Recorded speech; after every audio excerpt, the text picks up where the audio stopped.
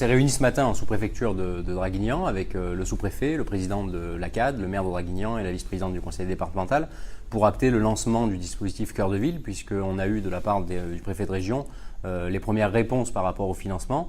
Et c'est vrai qu'on a déjà là, pour la première phase en tout cas, 2 millions d'euros qui sont disponibles pour le projet Cœur de Ville. Viendront ensuite en septembre et en fin d'année d'autres dispositifs et d'autres financements, notamment de la Caisse des dépôts. Et globalement, on aura sur le territoire plusieurs millions, voire plusieurs dizaines de millions d'euros qui vont venir irriguer comme ça les projets qui sont portés à la fois par la communauté d'agglomération et par la ville de Draguignan, en matière de transport, en matière de logement, en matière de commerce également.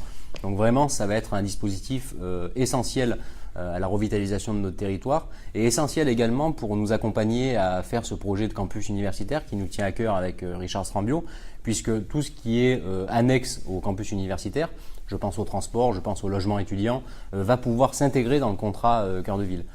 Ce que je voulais vous indiquer, c'est que nous avons obtenu de Monsieur le Préfet de région une enveloppe pour 2018 de 1 400 000 € qui correspond au projet prêt à démarrer, soit porté par la communauté d'agglo à hauteur de 710 000 €, soit porté par la commune de Draguignan à hauteur de 690 000 €. On est quasiment à parité.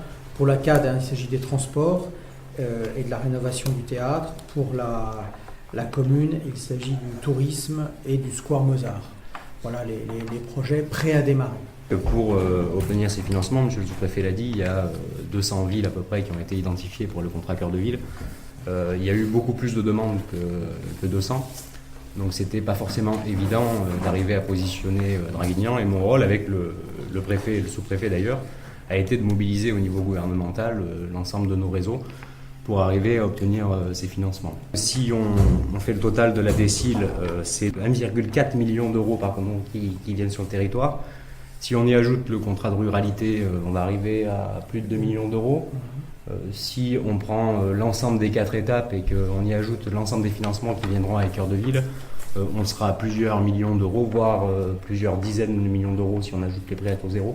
Donc je crois que c'est une excellente nouvelle pour le territoire.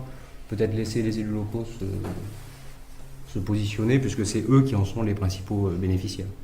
Aujourd'hui, la concurrence entre les territoires est extrêmement forte et il nous faut, les uns et les autres, continuer à investir et à investir durablement sur nos territoires.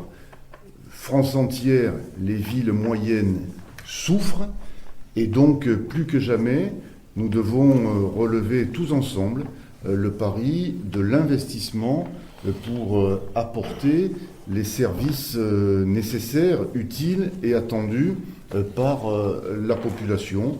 C'est ce que nous essayons de faire. Ici, sur ce territoire, l'intercommunalité, la ville-centre marchent ensemble. Il ne peut pas y avoir d'intercommunalité forte s'il n'y a pas une ville-centre forte. Et c'est tout le sens de l'engagement des élus de l'intercommunalité auprès notamment de la ville-centre. Je suis heureux qu'avec le maire de Draguignan, nous puissions avancer de concert parce que nos concitoyens attendent de leurs élus des investissements extrêmement forts.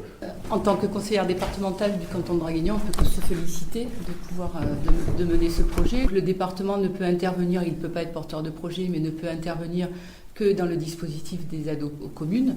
Et nous serons à ce côté, à ce niveau-là. Et après, en transversalité, à travers toutes nos compétences, ou en fonction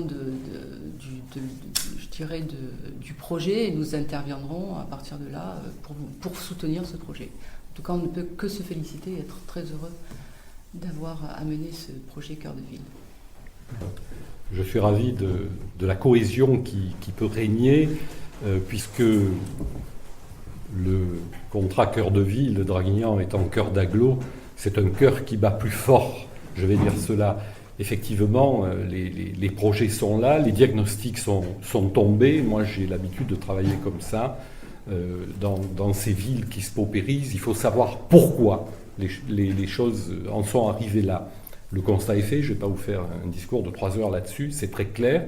Je me réjouis de notre étroit lien avec l'État, avec M. Portal, avec M. le sous-préfet, M. Videlaine évidemment, et avant M. Videlaine, M. Soubelé, qui ont toujours été réactifs aux problèmes de Draguignan, et bien entendu le soutien de notre député, puisque c'est ça, une cohésion entre élus.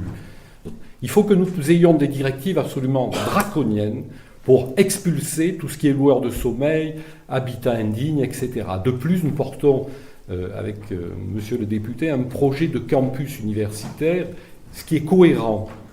Parce qu'on doit avoir une ville qui doit former ces jeunes, en tout cas un cœur d'agglomération. On ne peut pas laisser nos jeunes partir, ils n'ont pas les moyens. Monsieur le Président parlait de ce problème de ruralité. Que font les gamins qui sont dans ces territoires éloignés? Ils sont obligés d'aller à Marseille, à Aix, à Toulon, et les parents n'ont pas forcément les moyens. Cette aide de l'État, de la Caisse des dépôts et consignations, croyez-moi, on va en faire bon usage et nous sommes dans les starting blocks.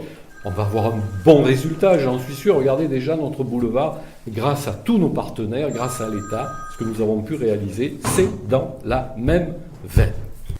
Donc nous pouvons dire effectivement que l'État est présent à vos côtés dans une logique d'accompagnement et non de tutelle, puisque tous ces projets sont des projets qui émanent des collectivités, qui sont proposés soit par la commune, soit par l'agglo. Je rappelle quand même que la majorité d'aujourd'hui, c'est nous qui avons mis fin à la baisse des dotations des communes. On a maintenu des aides à l'investissement qui n'ont jamais été aussi élevées dans notre pays. On met en place des dispositifs comme Cœur de Ville, il y a des financements qui existaient, mais il y a quelque chose qui est nouveau avec Cœur de Ville, c'est vraiment l'implication de la Caisse des dépôts autour d'objectifs qui sont clairs. Il faut se méfier des critiques qu'on entend dans les médias de la part de ceux qui font de la politique, et puis il faut regarder la réalité, et la réalité c'est ce qui est voté à l'Assemblée nationale, et ça ne va pas du tout à l'encontre des territoires.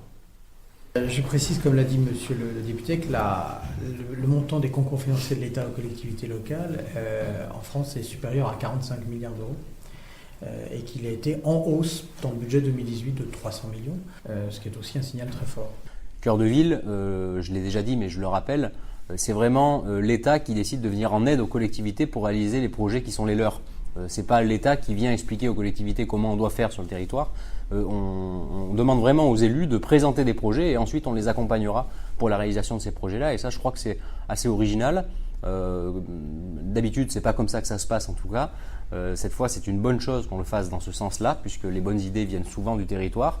Et pour conclure, je dirais que plusieurs dizaines de millions d'euros pour le territoire de la Dracénie, ça faisait longtemps que ce n'était pas arrivé. C'est une bonne nouvelle et ça fera écho, et chacun tirera les conclusions, à la critique qu'on entend souvent, comme quoi la majorité ne serait pas à l'écoute des territoires.